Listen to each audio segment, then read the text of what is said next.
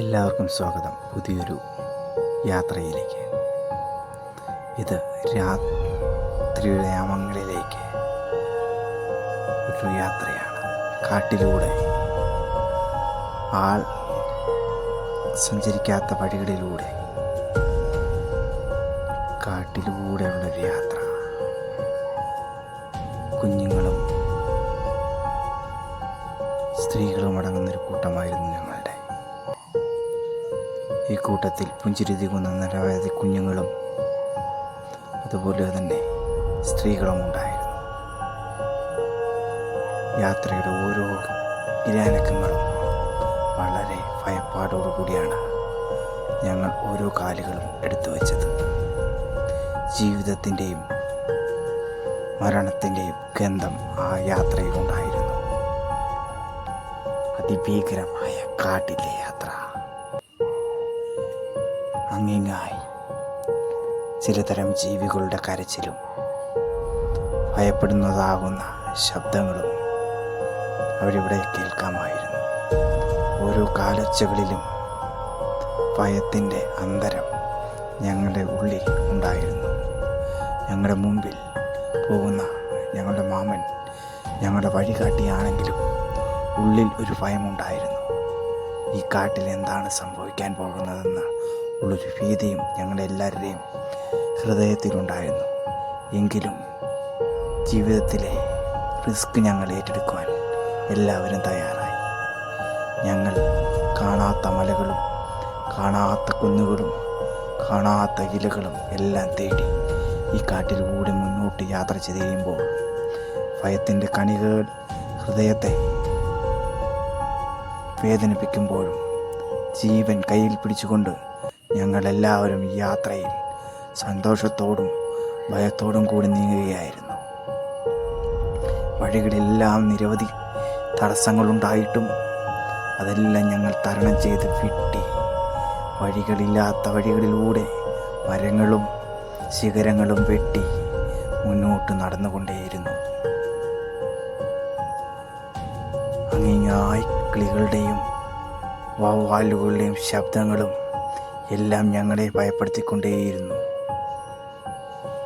പോകുന്ന യാത്ര നല്ല ശുഭമായി തീരുവാൻ ഞങ്ങൾ ദൈവത്തോട് പ്രാർത്ഥിച്ചു. പോകുന്ന വഴികളിൽ പാഴടിഞ്ഞ ഗുഹകളും ഭയപ്പെടുത്തുന്നതാവുന്ന ചെടികളും ഇലകളും എല്ലാം ഞങ്ങളുടെ യാത്രയെ വഴിമുടക്കിക്കൊണ്ടേയിരുന്നു. വഴിയിൽ ഞങ്ങൾക്ക് വലിയൊരു തടസ്സമായി നിന്ന വലിയ മരച്ചില്ലകൾ ഞങ്ങൾ വെട്ടി നീക്കുവാൻ ശ്രമിക്കുകയായിരുന്നു. അതെല്ലാം വെട്ടി നീക്കി മുന്നോട്ട് നീങ്ങുമ്പോഴും വീണ്ടും മരങ്ങളുടെയും ശിഖരങ്ങളുടേതുമാകുന്ന മുൾപടപ്പുകൾ ഞങ്ങളുടെ യാത്രാമധ്യേ ഉണ്ടായിരുന്നു.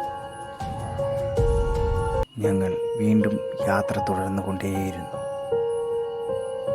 വിചിത്രമായതും അതിപേടിപ്പെടുത്തുന്നതുമാകുന്ന യാത്രയിൽ ഭയപ്പെടാതെ ജീവിതം മുന്നിൽ കയ്യിൽ വഹിച്ചുകൊണ്ട് ജീവിതത്തെ മുൻനിർത്തിക്കൊണ്ട് ഞങ്ങൾ വെട്ടി നടക്കുകയായിരുന്നു. ഒരു കാലനക്കം പോലും ഭയത്തിൻ്റെ ആക്കം കൂട്ടിക്കൊണ്ടേയിരുന്നു. കുഞ്ഞുങ്ങൾ പോലും ശബ്ദം പോലും പുറപ്പെടുവിക്കാതെ ഈ യാത്രയോടൊപ്പം മുതിർന്നവരെ കയ്യിൽ പിടിച്ചുകൊണ്ടും കയ്യിലെ ദണ്ടുകളിൽ മുറുകെ പിടിച്ചുകൊണ്ടും യാത്ര ചെയ്തു. വഴിയിലരികിൽ വലിയൊരു തടസ്സമായി നിന്ന കൊപ്പ് മാമൻ വെട്ടിമാറ്റുകയും തുടർന്ന് നീങ്ങുമ്പോൾ വിചിത്രമായൊരു പൂവും ഞങ്ങൾ കണ്ടു. കുട്ടികളെല്ലാം പേടിച്ച് നിൽക്കുമ്പോൾ എന്താണെന്നറിയാതെയായിരുന്നു ഞങ്ങളുടെ യാത്ര.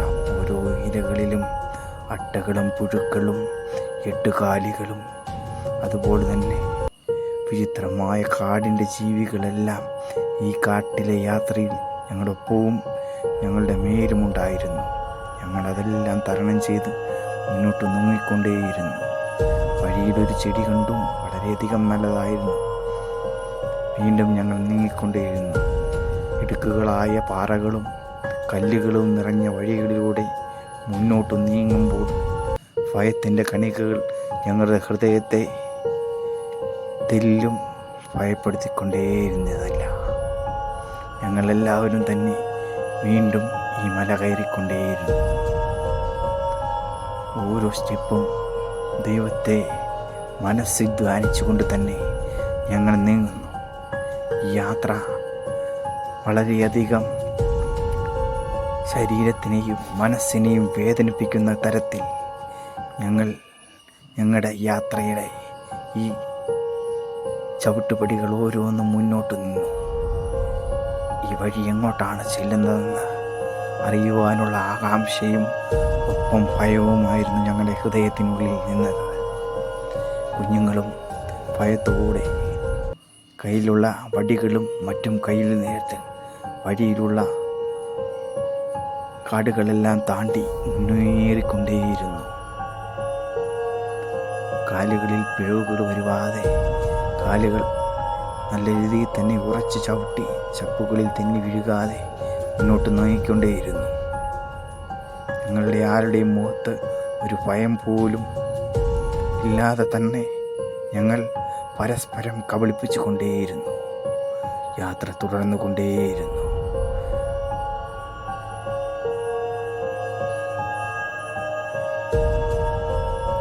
ഇനി എന്താണ് സംഭവിക്കുക? ഇനി എവിടെയാണ് നമ്മൾ നിൽക്കുക? റോട്ടിലേക്ക് എത്തുമോ എന്ന് തന്നെ മനസ്സിൽ ഭീതി ഉണ്ടായിട്ടും ഞങ്ങൾ നടന്നു.